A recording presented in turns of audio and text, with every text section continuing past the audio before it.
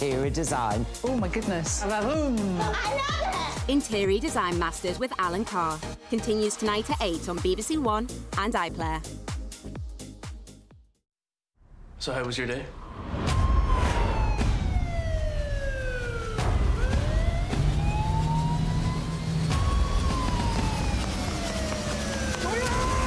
The usual. Before the new series starts, watch all episodes of Blue Lights on BBC iPlayer. If you don't get away, you just become what everybody already thinks you are. Dante, I know you're just a really weird kid, but... I want to be a poet. I no longer just want this band to work and need it to work. We'll take over the old world. This Town starts Easter Sunday at 9 on BBC One and iPlayer. Tonight, Kate Garraway shares her final year with her late husband, Derek. Actor Dev Patel on how his grandfather inspired his latest film. And 15-year-old Olympian Sky Brown will be here as she eyes up another medal in Paris. We'll see you at 7.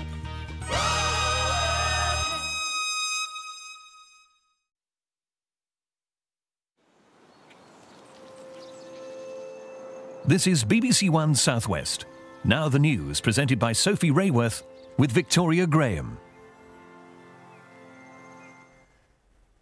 At 6, a search for the missing after this. The bridge in Baltimore was hit by a huge cargo ship in the middle of the night, sending cars and people into the water. 2 have been rescued, 1 without injury, 1 in critical condition. And the search and rescue operation is continuing for all those remaining as we speak.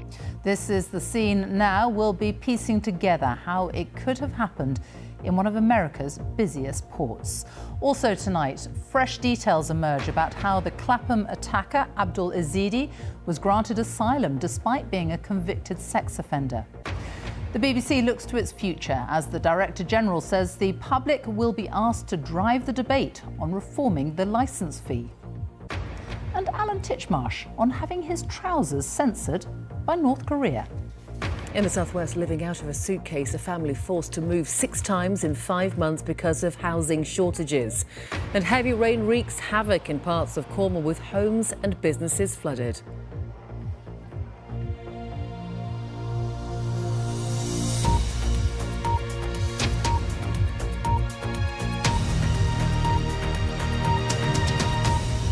Good evening and welcome to the BBC News at 6. A search operation is underway for people thrown into a river after a container ship collided with this bridge last night, sending it crashing into the water. It happened in the US city of Baltimore, just north of Washington, D.C. At least 6 people are missing. 2 others have already been pulled from the water. There were people working on the bridge when it happened. It's understood the container ship lost power moments before. Well, we have correspondents on both sides of the bridge. Gary O'Donoghue is on the east side and Sumi Somaskanda is on the west side. We start tonight with Sumi. Sophie, we have seen the scene of the bridge, of course, just behind us. The waters here are incredibly choppy and murky, and it is windy. I'm going to step out of the way just so you can see the image there of that destruction of that ship as it crashed into the bridge. We know now that the president has promised any and all federal aid needed for rescue operations, but also to rebuild this critical bridge and to get the port working again. As you said, one of the busiest in the countries. As details emerge about what happened in the early hours of the morning, a lot of questions remain unanswered. What caused the propulsion on this massive 300-meter cargo ship to fail? Well, my colleague Gary O'Donoghue has been looking into how the day unfolded. Take a look at his report. It's just before 1:30 in the morning and the 985-foot Dali container ship is heading for the open sea. At points, power on the ship appears to fail and the lights go out and the ship begins to veer off course. It then hits a pylon, bringing the entire 1.5 mile span of the bridge crashing into the river.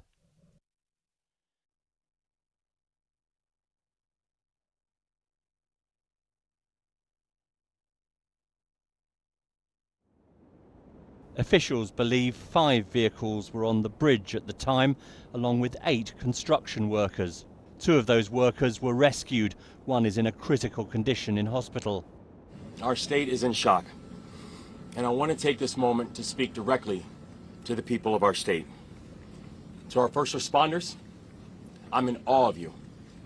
I'm in awe of your courage. I'm in awe of your strength. I'm in awe of everything you do for each and every one of us. Boats, helicopters and divers were scrambled to the scene looking for the rest of the construction team, still believed missing. Local residents were woken in their beds, describing how they heard and felt the crash. Did it wake you up? Yeah, it shook my house. Scared the crap out of me.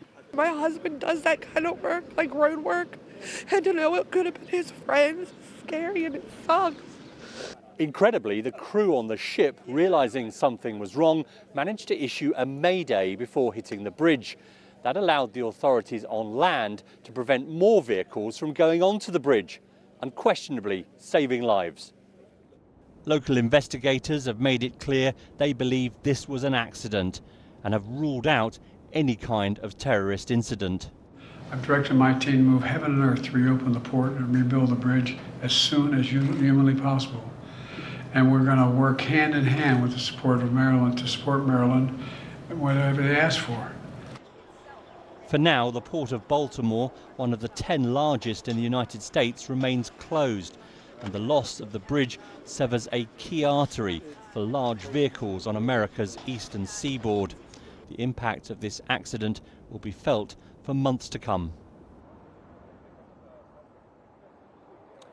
Sophie, the authorities are still looking for those 6 other construction workers that are believed to have ended up in the water. I think as the time goes by, hopes for them will certainly fade. We do know that the 22 crew members on the boat itself, on the ship, they are all safe and they are uninjured. The authorities will begin looking into how this happened, but in the meantime, a key port for America, which exports boats, steel, gypsum, all sorts of raw materials all over the world, is completely closed for the foreseeable. Gary O'Donoghue, thank you. Well, extraordinary images there. So how did this massive bridge just come crashing down so easily? Rebecca Morell has been looking at the sequence of events. Rebecca. Thanks, Sophie. So what do we know about what actually happened in Baltimore? Well, data analysed by BBC Verify shows the ship set off from the port at 1:45 in the morning local time.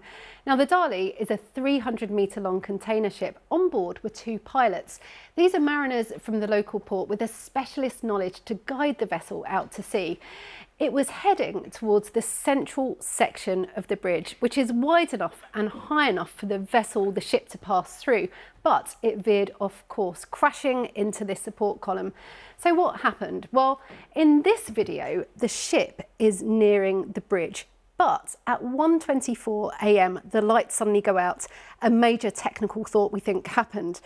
And then at 1:25, a minute later, the lights come back on. Now, 3 minutes after this, you start to see black smoke billowing from the ship. And there on the bridge, you can see the work vehicles where the team are fixing potholes on the bridge. Now, a mayday call went out. Then moments later, at 1:28 a.m, the ship collided with the bridge and caused it to collapse.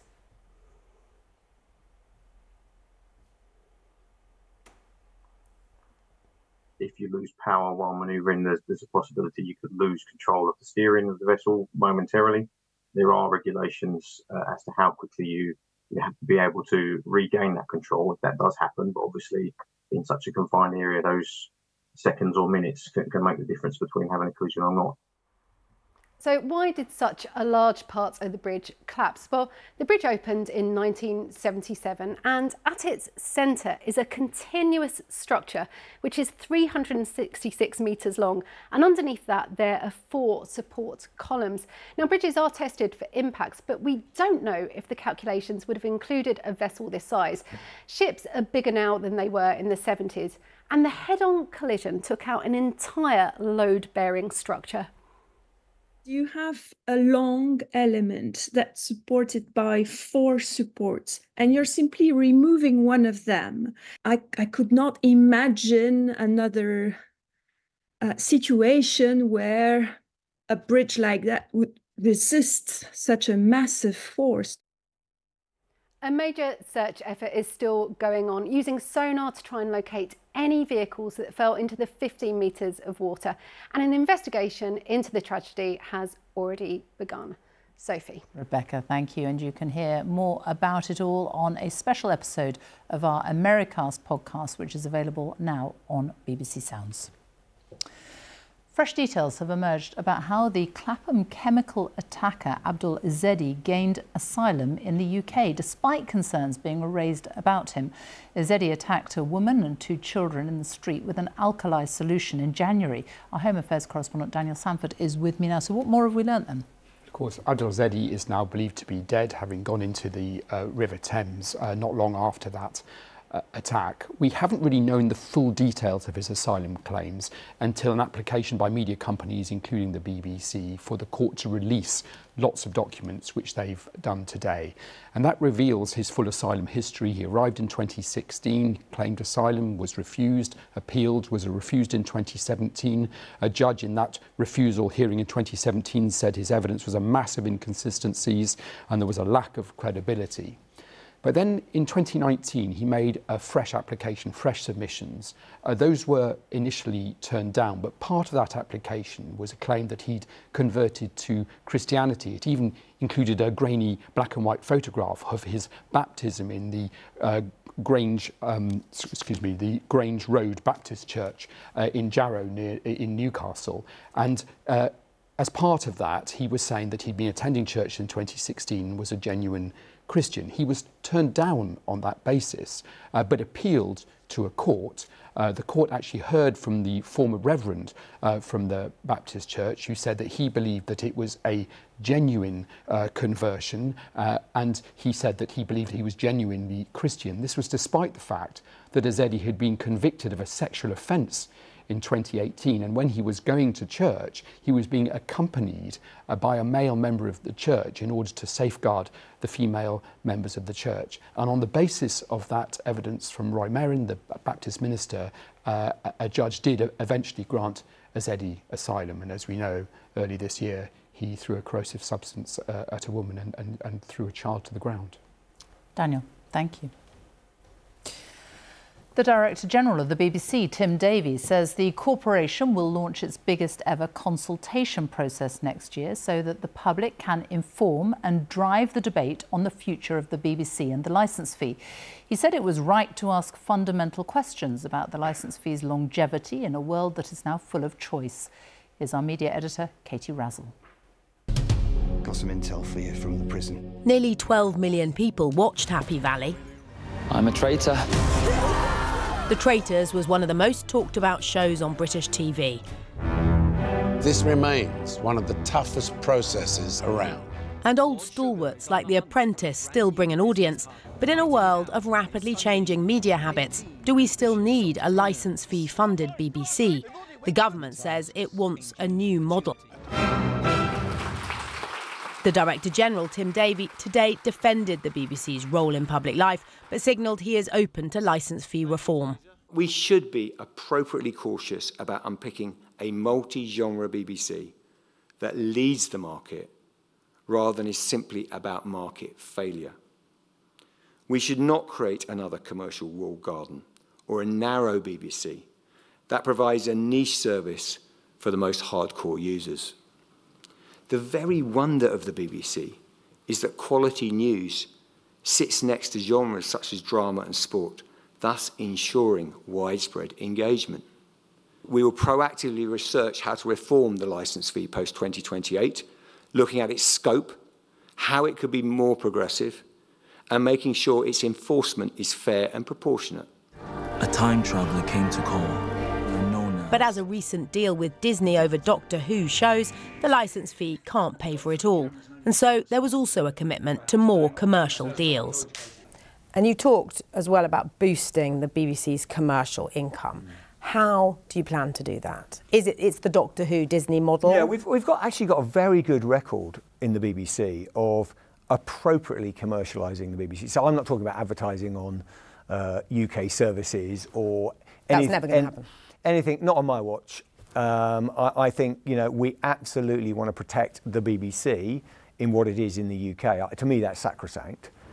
But will that upset other commercial broadcasters? I don't think that the BBC's plans to double their commercial revenue are going to have any impact on the commercial sector. It's entirely driven by a demand for BBC expertise from studios, from streamers, and they're mostly in the USA. Tim Davie also announced a further £200 million of cuts to the BBC. In his most political speech in recent times, he called the government's decision to strip money out of a key public institution particularly short-sighted. Katie Razzle, BBC News. 2 government ministers have resigned. Education Minister Robert Halfon and Armed Forces Minister James Heappey also confirmed they wouldn't stand as MPs at the next general election. Our Deputy Political Editor, Vicky Young, is at Westminster. Why?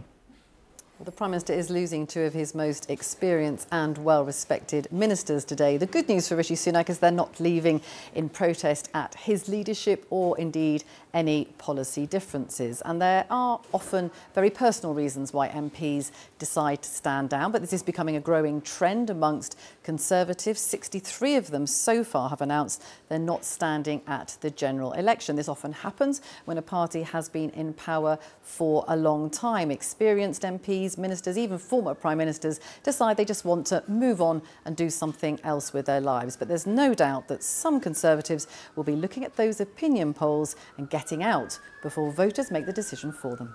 Vicky, thank you.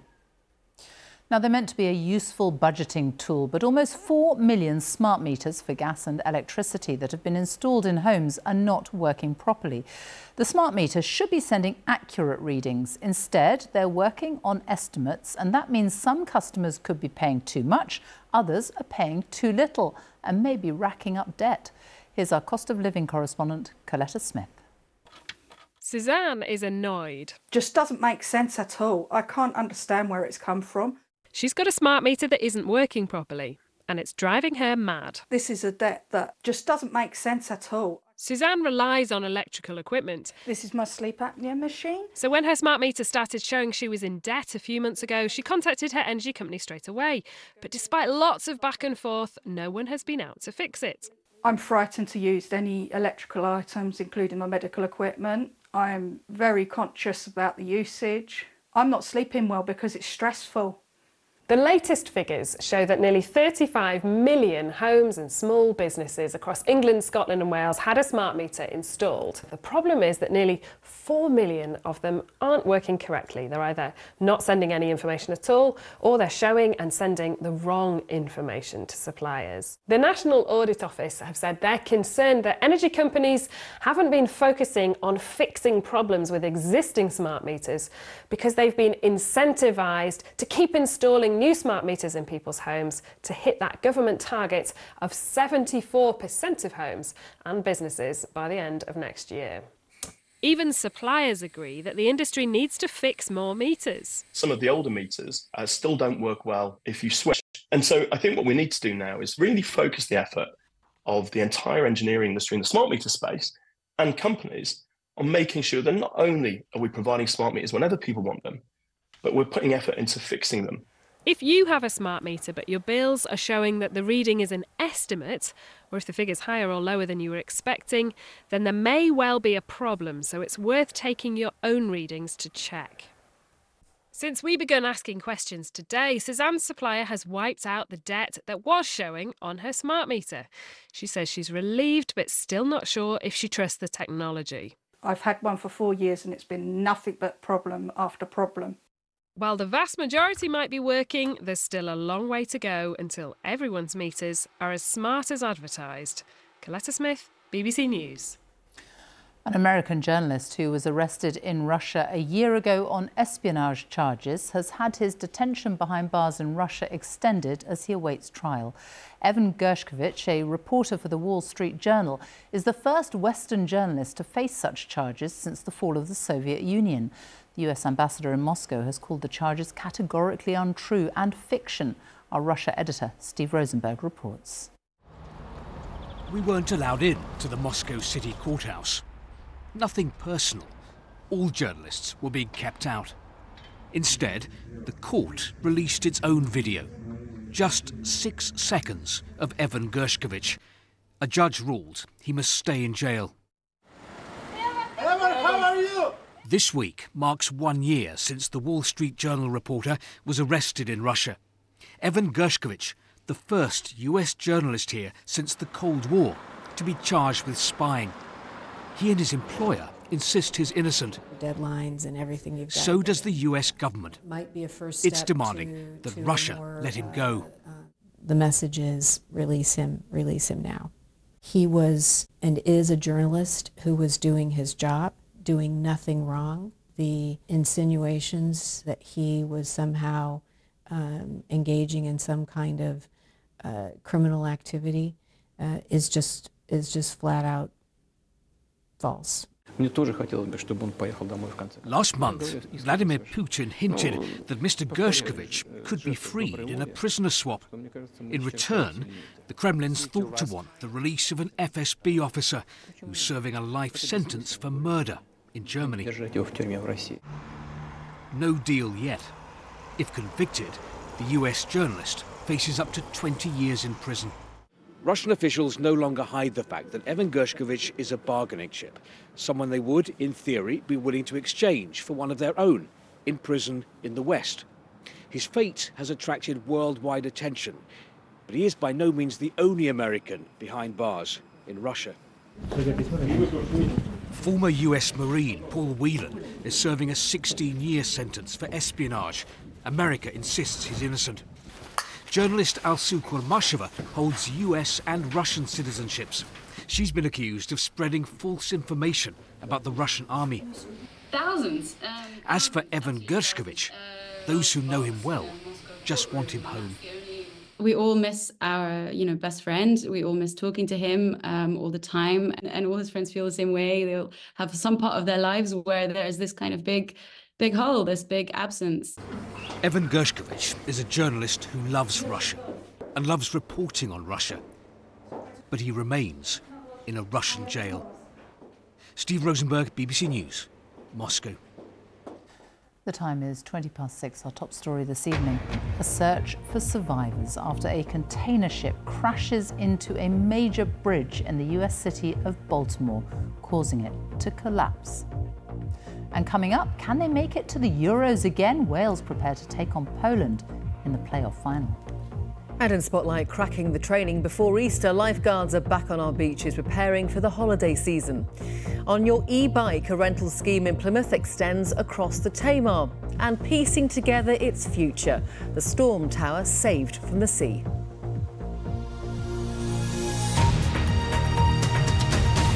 The TV presenter Kate Garraway is calling for more support for people dealing with the cost of caring for loved ones. She says paying for care for her late husband, Derek Draper, has left her with huge debts. Speaking in a new documentary about his struggle with the long-term impact of COVID, she said basic care costs to have him looked after at home was £16,000 a month. Here's a clip from the film where Kate and their daughter are moving Derek from a wheelchair to a bed. Thank you. Time and time again, the system keeps telling us that Derek isn't sick enough, doesn't have enough of a health need to qualify for funded care. Amanda, well done, darling. There we go. Okay. I've appealed, but that still hasn't been processed 2.5, 3 years later. Excellent. Very good. If this is what it's like for me, what on earth is it like for everybody else? Part of Kate's film about caring for her late husband. Well, joining me now is our social affairs editor, Alison Holt. £16,000 a month, is that unusual? Well, it's certainly a huge sum, and every family is slightly different. But it is not unusual for families to face what can be terrifying costs from providing care for someone. I mean, generally speaking, someone is confronted by the care system at a time of crisis, and quite often they will be shocked to discover that even though they think the person they love has really high health needs, they're not necessarily covered by the NHS. We have a system of funding for adult social care which we know is outdated. Government after government has said it's going to reform it because we have an ageing population and people are living longer with more complex conditions. But so far, they failed to deliver on those promises. Most adult social care is provided by councils. The threshold for getting that care is you have to have less than £23,250 in assets and saving. That is a threshold that hasn't changed for over a decade. For people who are severely disabled or have very high health needs, they might get NHS funded care. But here on the BBC, we have talked a number of times in recent months about the battles that families are facing. They talk about a postcode lottery as to whether or not they get that help. They talk about borrowing money from relatives to pay for care.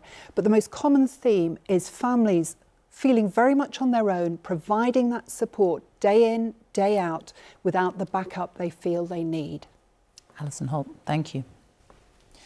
A look now at some other stories making the news today. The extradition of the WikiLeaks founder Julian Assange has been put on hold for 3 weeks after the High Court said the US must provide assurances he would not face the death penalty. Mr. Assange has been in a British prison since 2019. He's wanted by the US for disclosing secret military files.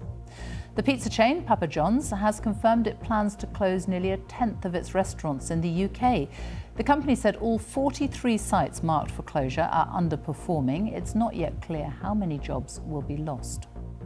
Russian security officials say they cannot rule out Ukrainian, American and British involvement in Friday's attack on a concert hall. The Islamic State group has said its fighters were responsible. The head of Russia's security agency, the FSB, acknowledged Islamists were involved, but also suggested the attack was facilitated by Western and Ukrainian special services.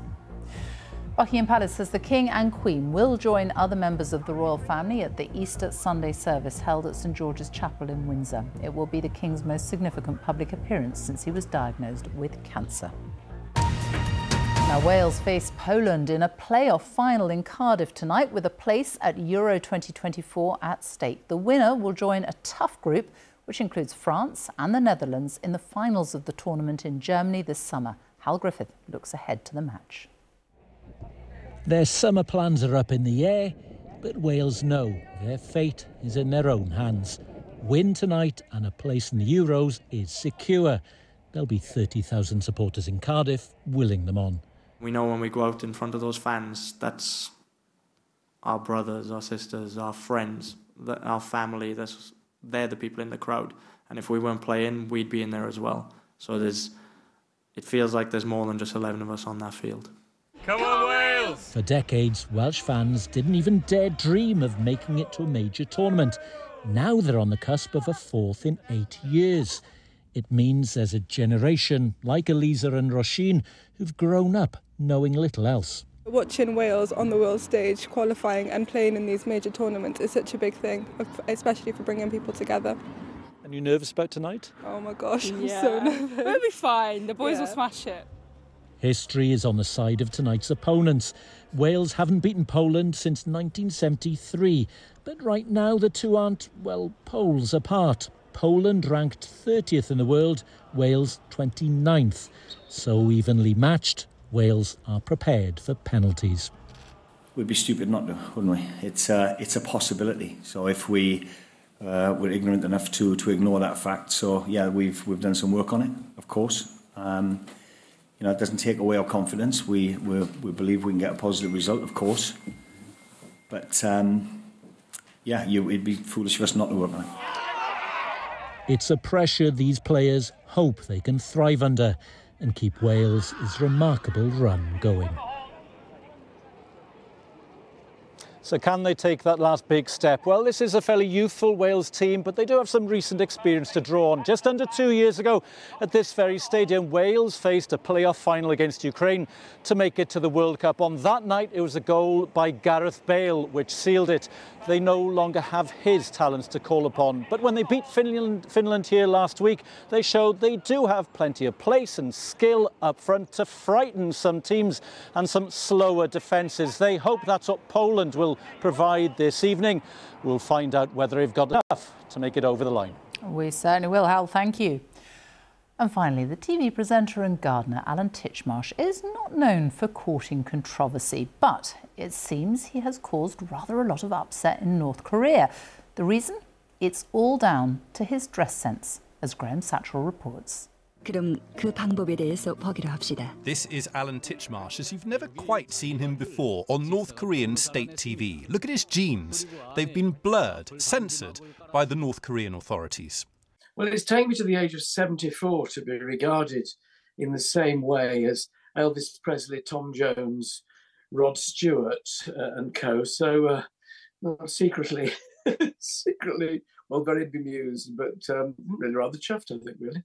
Alan's genes haven't been blurred because they're erotic, but because North Korea views genes as a symbol of American imperialism. I'm not really a dangerous, subversive imperialist. I'm just a gardener who likes going out and beautifying the landscape. And wherever I can beautify that landscape, I'm happy, even if it's in places where other beautifiers don't get.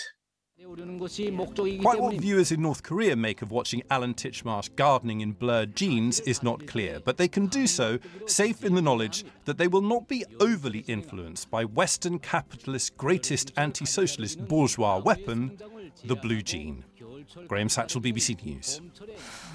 Let's have a look at the weather now. Ben Rich is here. Hello. Hi, Sophie. Thank you very much indeed. Grey skies looming ominously over Northern Ireland today for one of our weather watchers. That is a sign of things to come. Northern Ireland is going to bear the brunt of some really heavy rain overnight tonight. Already some wet weather developing across Northern Ireland. It will be eastern parts of Northern Ireland that see the heaviest of the rain, particularly as this next pulse of wet weather moves its way northwards. So rain for many parts of England and Wales, but for this eastern side of Northern Ireland, Antrim and down, could see 50 to maybe 70 millimetres of rain in the wettest locations. And as that rain pushes northwards across Scotland, over high ground, say above 200 or 300 metres elevation, we could see some snow, maybe a few centimetres of snow in places. So a lot going on with the weather overnight, cold enough for a frost in the north of Scotland. Into tomorrow, this band of rain and mountain snow pushing its way northwards through the day. Northern Ireland only very slowly drying up, the rain continuing for a good part of the day, and then lots of heavy thundery showers with hail being flung across England and Wales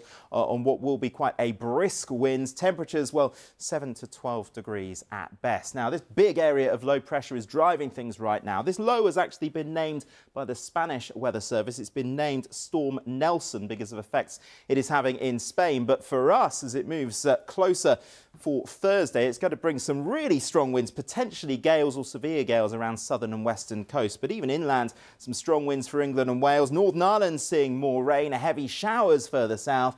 The best of the weather across the northern half of Scotland. Actually, a slightly milder day here, further south, highs of 12 degrees. Now, what about the Easter weekend? Well, at first, actually, it does look a little bit drier. Fewer showers, feeling warmer. We are then watching for the increasing chance of rain returning, I'm afraid, during Sunday and more especially Monday. Sophie. Oh, well, Ben, thank you very much. And that's it from the BBC News at 6. I'll be back with all the latest at 10. Right now, though, it's time for the news where you are. Goodbye. Thank you, Sophie. Welcome to Spotlight. A housing crisis, a family nightmare. Tonight, a very personal point of view of a desperate situation. Having moved 6 times in 5 months, this North Devon mum is just one example of a problem which is growing. Also tonight, the clear-up following the floods after almost a month's worth of rain in just one day. Sad time, especially the timing. You know, everyone's restocked for Easter and we're just about to open for the season, and a massive blow to a lot of us. David will tell us what happened. But there was a welcome drier spell today. I'm having a go at commuting from Saltash to Plymouth by e-bike. Find out why later in the programme. And the ancient storm tower that was taken down brick by brick and moved 100 metres inland and rebuilt there to keep it safe from the sea.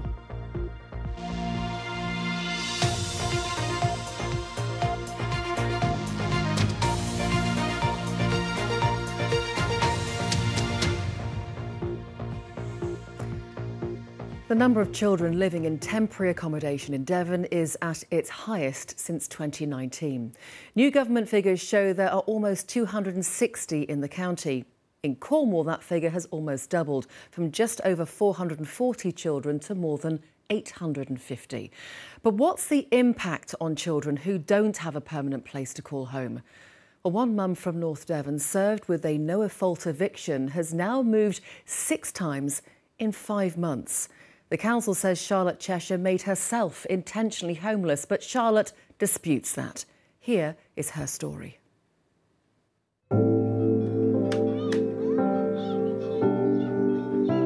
I just feel like a bad mum because it's not fair on Sydney to not have a stable home or somewhere to live. So we have been in emergency accommodation since October. We had to leave our property after receiving a Section 21 notice. First of all, we got placed into a B&B, and then after two to 3 weeks, we got moved to the holiday park. So this is Sydney's bedroom. And the second out of this week, Sydney is going to have to stay in our room again as her room smells of cannabis. The environment we're in at the moment is a bit confusing for her. She doesn't know if she's coming or going, she's not sleeping well at night, and I just really want to find her a home. I have been to a lot of letting agencies and also been to quite a lot of viewings. We're still waiting to hear back from some of them. I've seen a lot of two-bed places for 1,200 or even more. There isn't a lot for about 700, 800, which we currently would need to have. So today is the day that we have to be out of our emergency accommodation. I still haven't heard from anyone or where we're supposed to go once we get everything out.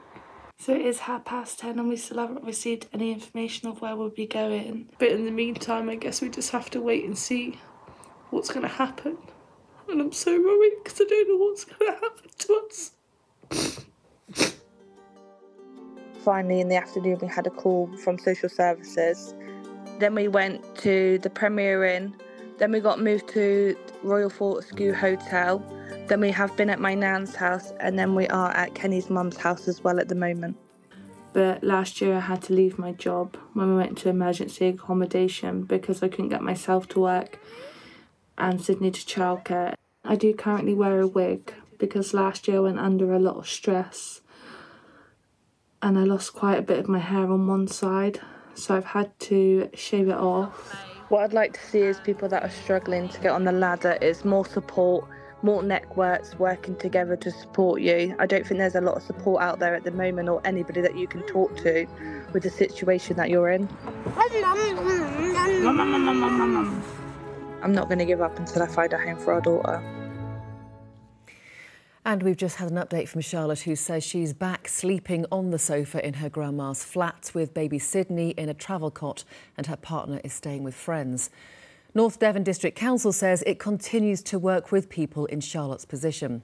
Meanwhile, the government says it recognises the cost of living pressures and its £11.5 billion Affordable Homes programme is delivering tens of thousands of new homes to buy and rent across the country. In a moment, we'll be speaking to our political editor, Martin Oates. But first, Stuart Francis is the Plymouth lead at the housing charity Shelter. Stuart, this is a story we're hearing time and time again. The government is saying it's doing its bit. Charlotte says she feels abandoned and there's no help out there. How is it from the charity's point of view? Well, we're seeing increased numbers of children in temporary accommodation. And we're seeing more children and more families in bed and breakfast accommodation as well. So it's a real housing emergency at the moment in terms of the number of people going through that process. And what would you say is the main reason behind the fact that people are finding it difficult to find a home? We hear about these no-fault evictions. Is that one of the main reasons? That's one of the big reasons, certainly. The number of no-fault evictions has gone up. But in the past, what people would have done would be to go out and find another private rented property. But they just aren't available anymore. A lot of the landlords have left the market, particularly in the southwest, because they're going to convert their property to a short-term let, or they're going to sell up. And that's left a real dearth of properties for people to rent, particularly family properties. I mean, what would you say is really needed here? I wouldn't be surprised to hear there is no quick fix, but from the charity's point of view, what really needs to happen here? Well, you're right, there isn't a quick fix. For decades, we've not built enough social housing in this country, which means that people on particularly low incomes, and they're the ones who end up, unfortunately, in temporary accommodation. There just isn't the housing there for them. And even though the councils are prioritising homeless people for their social housing, there simply isn't enough. And I think last year in Plymouth, only 4% of people on the housing waiting list actually got housed.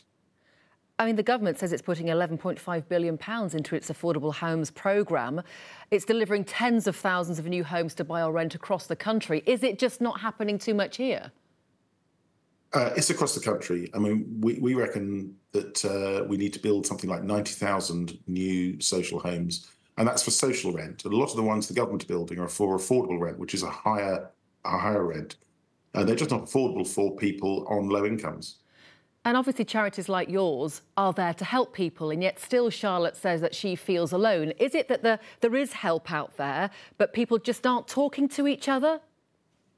I think in the southwest there's a real advice desert. There are some places, some of the bigger cities, where yes, there is advice services like Shelter in Plymouth. But if you go out to the more rural areas, you'll find it's very difficult to get any advice and any support. And of course, this is a situation that's not great across the whole of the southwest. Stuart, it's good to talk to you. Thank you very much. My pleasure. Thank you. Well, let's now talk to our political editor, Martin Oates. Martin, the lack of affordable housing is likely to be an election issue. Oh, this is an enormous political issue, so big differences between the three main parties as to how to build more houses. So Labour and the Lib Dems saying they would reinstate mandatory house building targets. The Conservatives had supported that but now dropped mandatory targets. Agreement across the board politically, there needs to be more action against holiday lets. And in terms of this issue of the no-fault Section 21 evictions, the Conservatives, when they won the 2019 election, pledged to get rid of them. Now, we're obviously near the end of the term of this Parliament. Very recently, the Housing Secretary said that pledge still stands. One obstacle, potentially, is a group of 50 Conservative MPs, including some of ours, in fact, led by Totnes MP Anthony Magnell, who are concerned the legislation which would bring that in is basically too harsh on the landlords. So they want amendments to the bill. Now, what could that mean? Well, the government could compromise with them. Some would say that might water down the measures, or it could push ahead and get this through with Labour support, because Labour said no ifs, no buts, it would get rid of no-fault evictions. The Prime Minister, though, would be reluctant to offend a significant number of his own MPs. There's quite a lot of unhappiness with him in the Conservative Party anyway by pushing this measure through with opposition votes. OK, Martin, for now, thank you. To Morganporth in Cornwall now, where people have spent the day clearing up after heavy rain flooded homes and businesses. Many had been busy preparing for the Easter holidays, but the torrential downpours scuppered the start many of them were hoping for. Christine Butler has spent the day there.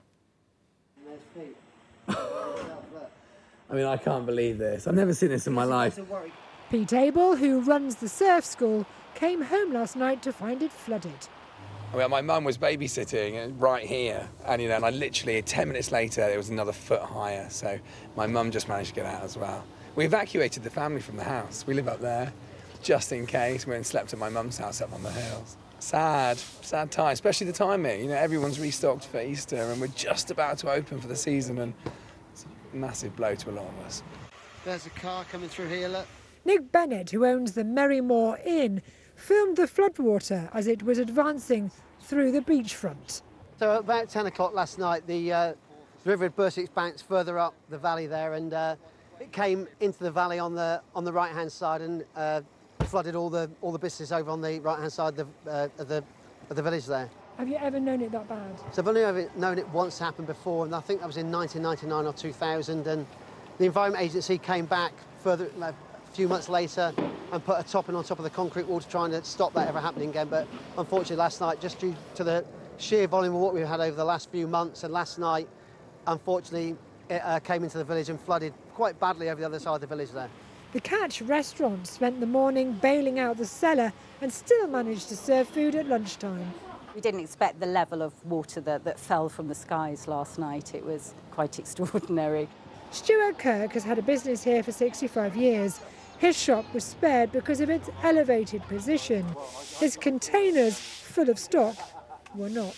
From a business point of view, having put so much work and effort in over the winter, we're 3 days away from opening for the Easter weekend, and we've got to contend with this. It's now all hands to the pump to get sorted in time for the start of the season this weekend. Christine Butler, BBC Spotlight, Morganporth. Well, David's here. David, there didn't seem to be a weather warning about this heavy rain. There was no warning. The weather front was supposed to move through the day, but unfortunately just ground to a halt, and it rained for most of the day, especially for Cornwall. Now, these are the top 5 locations yesterday, the highest amount of rain. At the bottom is the monthly average, what we normally expect to see for the entire month, and you'll see that quite a few locations aren't far off from that. That's the rainfall for just one day. And if we look at the year so far, it's pretty stark. We've had a wet start to 2024. Dartmoor normally expects to see for the whole year just over 1,900 millimetres of rain. Already, Dartmoor has seen over 1,300 millimetres. We're only into March, remember. Plymouth is over half in terms of what it should be seeing for the whole year.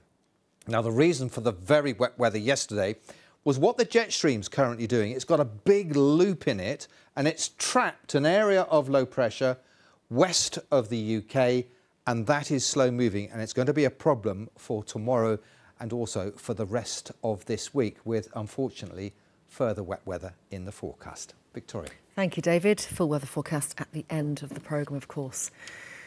Now, the southwest is one of the worst parts of the country for spotting and treating high blood pressure, according to new figures. High blood pressure can put you at an increased risk of having a heart attack or stroke, and the NHS is now encouraging people to get checked. Matthew Hill reports.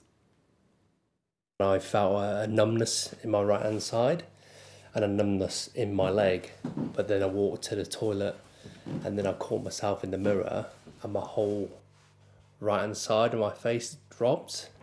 Steve Darcy had no idea he had high blood pressure when he had a stroke 4 years ago. As a smoker, he was at greater risk. The 42-year-old from Yeovil says it's had a devastating effect on his life. You realise how much you miss your limbs, you miss your memory, you miss how to work things out, you miss everything that you took for granted. I'm recovering, but all I'm doing is building a path, inside a nightmare. 5 years ago, just before COVID struck us, 7 out of 10 over 40-year-olds with high blood pressure were having their condition managed properly by GPs. But during lockdown, those figures plummeted to 5 out of 10. And the latest figures show the southwest is still one of the worst places in the country, with just 65% of patients with hypertension having their condition managed through medication or lifestyle by their GP. The national target is 77%. If the southwest reached that, NHS statisticians have worked out that would prevent more than 500 heart attacks and almost 800 strokes in the region each year, and that could save the NHS around £15 million. The estimation is somewhere between 50,000 and 80,000 patients are currently in Somerset with hypertension. They don't yet know it. So we'd really encourage everyone to get your blood pressure checked. If you're over 40 and you're not already being monitored by a doctor, you can quickly and easily get your blood pressure checked by going into any pharmacy. And in Somerset, 8 out of 10 pharmacists have already signed up to be part of that scheme.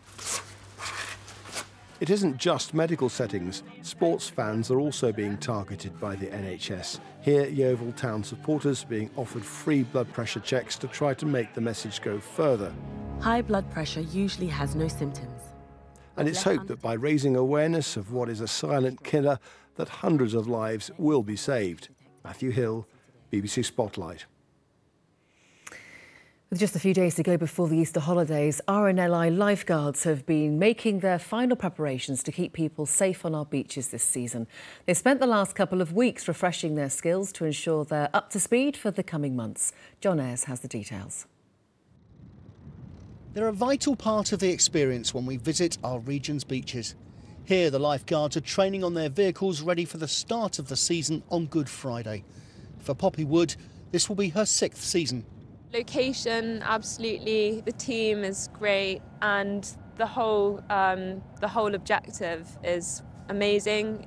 You help people at the beach that might not know as much as we do, but we're also there to just help out. Last year, they responded to more than 7,500 incidents in our region. 38 lives were saved. Here at Gwithian, they're making sure they're ready for the coming months. We've brought all our lifeguards back. They've had a winter off and they've come back, and we give them a couple of weeks training on all sorts of crafts, so 4x4s and our trucks and our jet skis.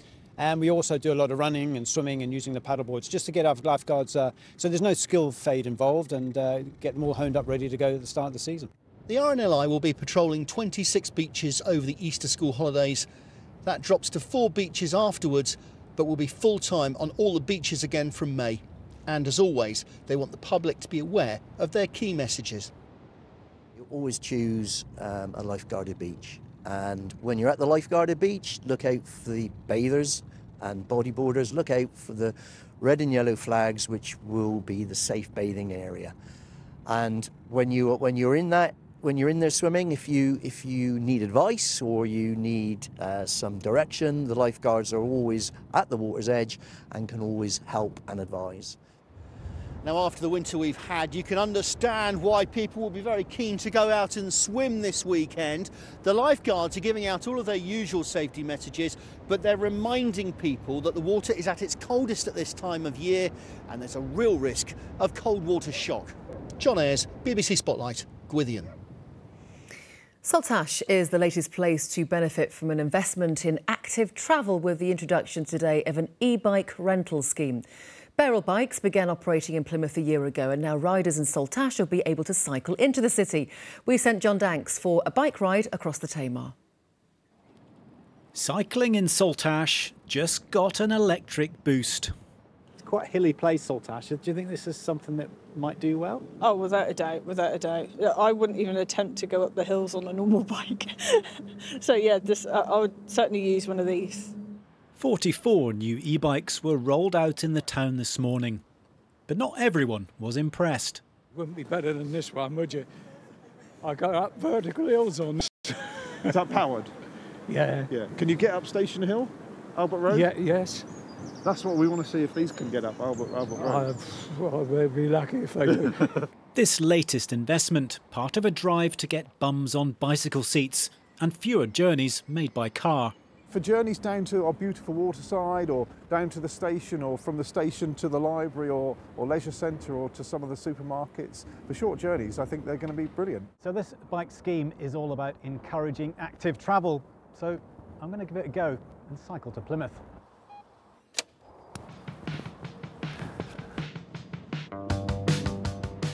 This is the real test. Station Hill. I'm in my lowest setting, so I should get the most assistance. Let's see how the bike copes with this one. I can feel it already in my legs. Oh my goodness, I'm gonna have to stand up on this. But it's getting up there.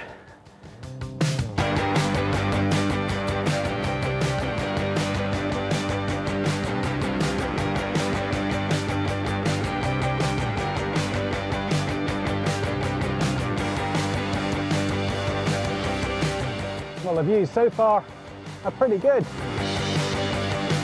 This 4.5 mile ride took me about 30 minutes. The bus takes around 20.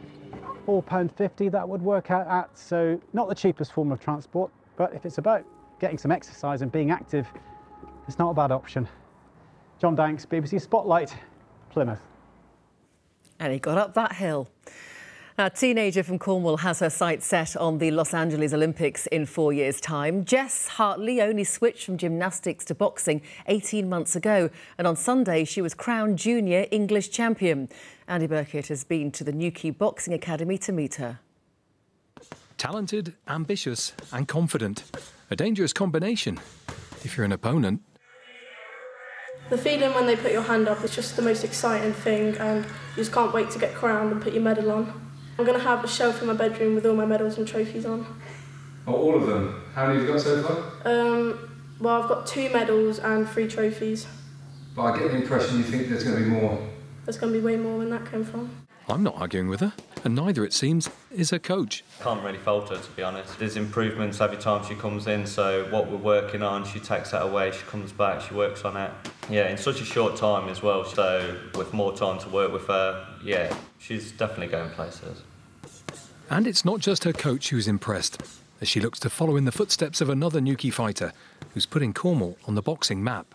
You're right, Jess. Just want to say a massive well done on your Junior English title win. It's great to see the next generation of champions from Newquay. So keep doing what you're doing. You've got a great club there, and all the best in the future. Newquay Bomb. A massive inspiration to me. I want to be just like him on the TV, on the big screens, and he's just managed to do that from all the way down in Newquay, all the way up to the top. Having tasted success domestically, Jess is now hoping to compete for a European title later this year. And the big ambition of representing Great Britain at the Olympics, well, that's only a few years away. Andy Burkitt, BBC Spotlight.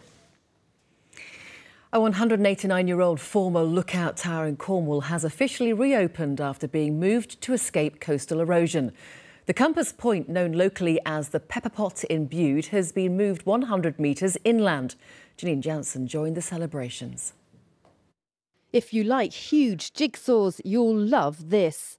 Bude's 189-year-old storm tower has been taken down brick by brick to save it from the ravages of the sea. I don't know how many actual stones, but there was about 100 tonne of stone moved, and most of them have gone back where they came from. It's been rebuilt 100 metres inland to keep it safe from the waves. But the teams endured 200 days of rain and 10 storms. It was only, 4 metres away from going. It wouldn't have lasted another 12 months, it would have gone forever. They had an awful job with the weather and, it was dreadful. We never thought we'd ever see it up like this. The storms, the rain. Marvellous piece of civil engineering to get every stone and everything back in its original place. And hope it will be there for a few more years before it's got to be moved again. In the wind and the rain, and seeing all the various bricks all laid out in a line, so it's really, really lovely to see it complete today. It's cost almost £500,000 to move, so why so much passion to save the storm tower? We are a coastal town, and it's really important for us that we keep that heritage alive, and we keep it as an icon really for the town and for everybody in the future generations to admire. But some are passionate about saving it for a different reason. They did their courtship in there when it was in its original position, which I hear quite a lot, so they want to save it, and a lot of people had little bits of graffiti, should we say, in there, and they all want to save it. Well, this distinctive building has points of the compass marked on each of its 8 sides, and on the ground, a time capsule full of unique artefacts from the town of Bude. The National Lottery paid for most of the work, the council and local crowdfunding making up the rest. Putting this giant, ancient jigsaw back together has been incredible to watch. Janine Jansen, BBC Spotlight, Bude. Thank you for your sunset pictures in Dorset tonight. I thought red sky at night was Shepherd's delight, David. Yeah, it doesn't always work that way, I'm afraid. Clearly. Thanks very much. Hello, good evening. I wish I could give you another dry day because it's not been too bad today. Unfortunately, tomorrow it isn't. The next few days are unsettled. There'll be rain or showers. The other feature of the weather, I know we had a very exceptionally wet day yesterday, but it wasn't overly windy. For the rest of this week, the wind is also going to feature because this area of low pressure is slow moving. It's hardly changed its position from this time yesterday. It's going to be the focus of the weather for the next few days. And notice there are plenty of isobars in there, which means it's going to be windy, particularly so on Thursday, where the winds could be certainly above gale force at times through the English Channel. It is a little bit less windy by Friday. There's fewer isobars on the chart, but it's not settled, not by any stretch of the imagination, because there will be further showers. The good news is the weather does improve a little bit as we get into the Easter weekend. But there is the potential for some trouble caused by the weather for the rest of this week. More rain and the risk of gales. If it is causing problems for your county, of course, your BBC local radio will keep you informed. The really heavy rain has been to the east of us today, just to the eastern side of Dorset, the far east of Somerset. That is now moving its way northwards, and for a time tonight it will be predominantly dry, and then we start to see a few showers creeping in from the west. But before it gets light tomorrow morning, this next line of rain will come in. Now, this could be quite heavy with a risk of thunder and lightning. But the good news about this weather system, yes, it's going to give more rain. I know that's not what everyone wants, but it moves through quite quickly and it will move away fairly swiftly through the morning tomorrow. 5 to 7 degrees the minimum temperature. Quite a windy day tomorrow. There goes that band of rain. What replaces it tomorrow is blustery winds, scattered, sometimes heavy showers and a bit of sunshine in between the showers too. Temperatures up to about 10 degrees. Warmest place likely to be Exeter. A bit of shelter from Dartmoor giving the higher temperature here. These are our times of high water. Falmouth 6:32 and 18:48 and Portland 8:09 and 20:29. Winds are steadily increasing through the day tomorrow from the south or the southwest up to a force 6 or 7. Just for a short while they'll be cyclonic as the area of low pressure gets close, but still very windy and very blustery conditions on Thursday, with yet more wet weather tomorrow night and also first thing on Thursday morning. But a glimmer of hope as we go into the weekend. Have a nice evening. Victoria. Thank you, David. And thank you for all of your emails this evening, particularly about the housing crisis. Spotlight at bbc.co.uk if you'd like to comment on something. And we hope you'll join us again tomorrow. Good night.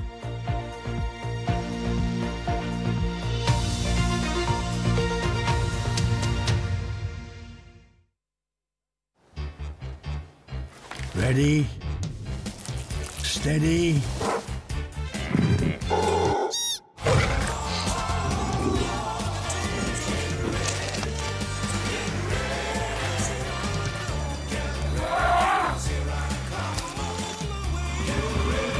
Got away with it. Get ready for mammals. Starts Easter Sunday at 7 on BBC One and iPlayer.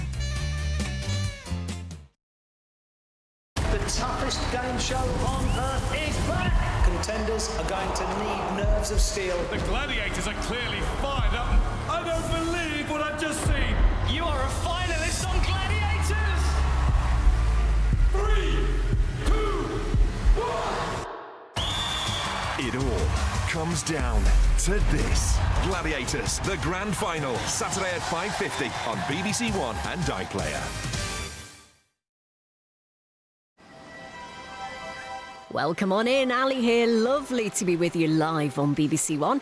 Later, Stacey Solomon brings her life-sorting sparkle to Scotland for the first time at 9. But now, it's all go on the green sofa.